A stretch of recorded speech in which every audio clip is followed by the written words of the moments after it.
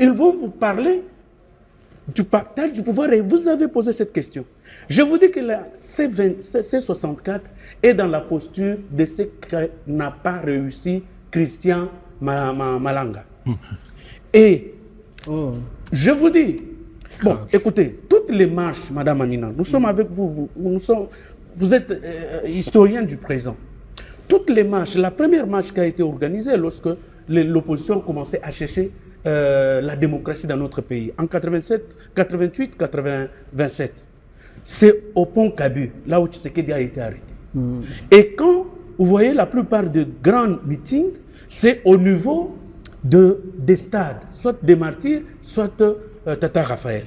Quand Tshisekedi est rentré le 27 juillet 2016, on a marché de l'aéroport et la marche est terminée où? Au niveau de boulevard Triomphal. Mais ici, on vous dit que non, nous allons aller jusqu'au Palais de la Nation. Ok, Palais de la Nation. Vous passez des milieux hautement névralgiques. La RTNC, le Palais du Peuple, la RTNC, vous passez vraiment le camp Kokolo facilement.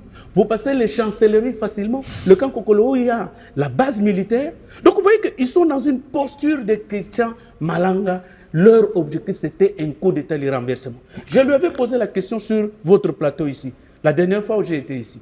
Bon, vous arrivez au Palais de la Nation, Tshisekedi accepte de céder le pouvoir. Quel est le mécanisme après? Il avait balbutié.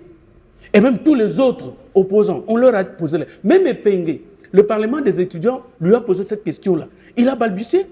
Bon, parce que s'ils étaient réfléchis, s'ils avaient des objectifs cohérents, ils auraient dit non, nous allons recourir au président du Sénat pour organiser la transition de 3 mois, tel que dit dans cette constitution. Ou encore l'ajout d'un autre mois, donc 4 mois. Mais ils ne sont pas dans cette posture-là.